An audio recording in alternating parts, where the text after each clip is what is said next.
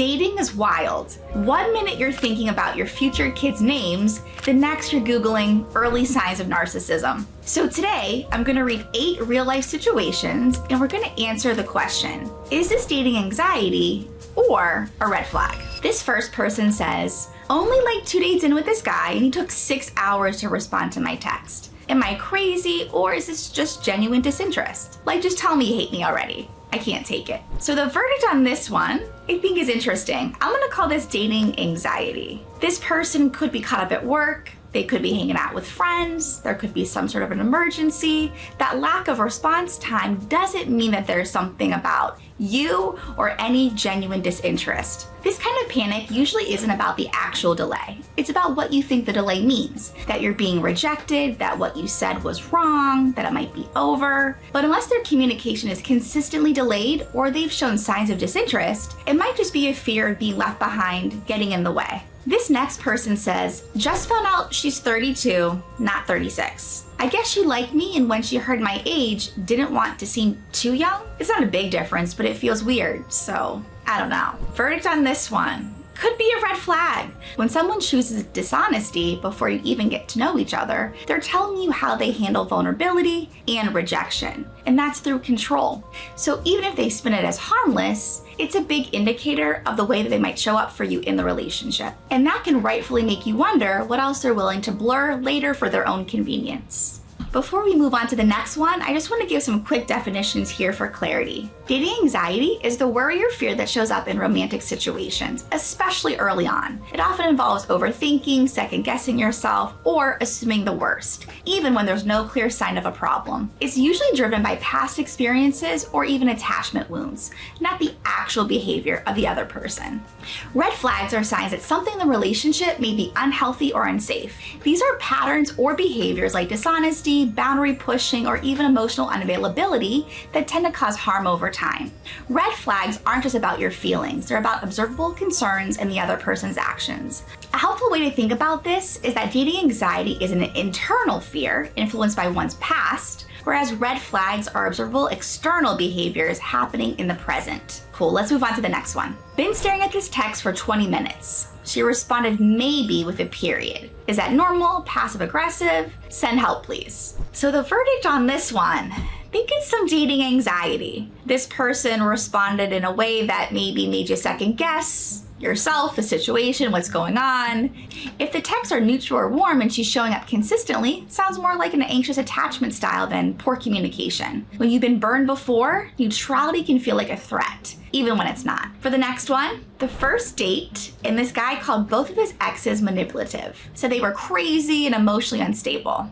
No idea if I should feel bad or literally run. This one feels like a bit of a red flag, right? It's day one, you're just beginning to engage and interact, have some fun, get to know each other. You really gotta ask yourself, where's the accountability here? We all have messy exes, right? But it can't be everyone. If they reflect on their part in the past dynamics, they might be ready to have a healthy one now. But if you're not careful, you might be the next one in their crazy story. So this next one, I spent an hour getting ready and they didn't say anything about my outfit. Red flag, I feel so unseen. So for this example, it sounds like a lot of anxiety might be fueling you in that moment. You spent a lot of time, I get it, taking time getting ready, looking nice, picking out a really cool outfit, and no acknowledgement. I get it. It's okay to want to feel seen, but if the absence of a compliment shakes your self-worth, that's your inner critic really getting loud. That doesn't mean that they're not into you. It just means that your self-image might be hinging too much on their thoughts and their external validation. So if this is a long-term relationship and this is a pattern that's been going on for a while where you're putting a lot of time and effort into your appearance, your outfit, things that you're interested in, I think it's really worth having a conversation with them about that. Letting them know how you feel about maybe your perceived lack of acknowledgement, your perceived lack of interest, right, in your hobbies, your passions, what kind of fuels you in your life, and give them a chance to maybe take that feedback in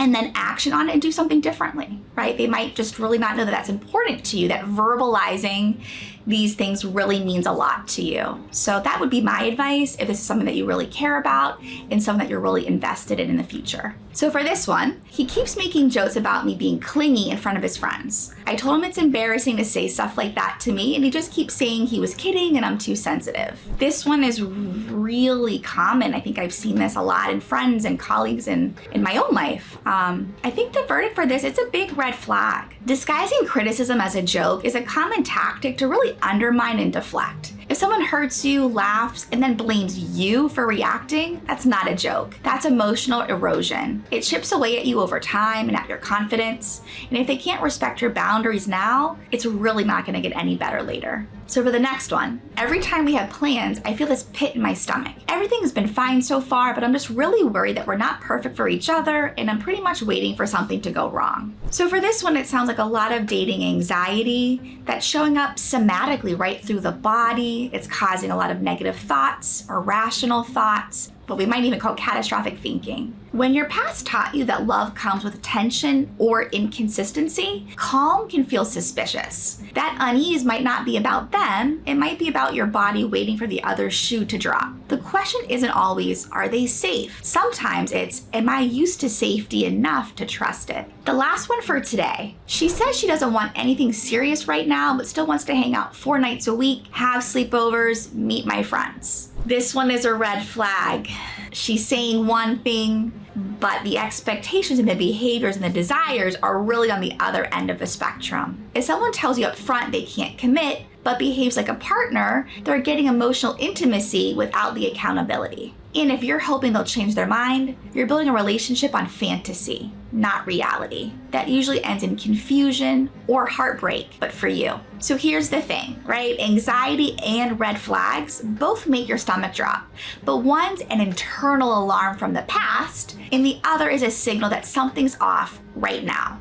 The key is slowing down and asking, is this a fear I felt before in safe relationships? Or is there a pattern here that crosses my own boundaries? Clarity doesn't always come fast, but trust with patience, your gut gets wiser. Thanks so much for watching. I hope that you learned something new that will be able to help you navigate these complicated relationships. Please make sure to like and subscribe. And if you're looking for some more intense support, as always, click the first link in the description below to schedule a chat with us. Thanks so much.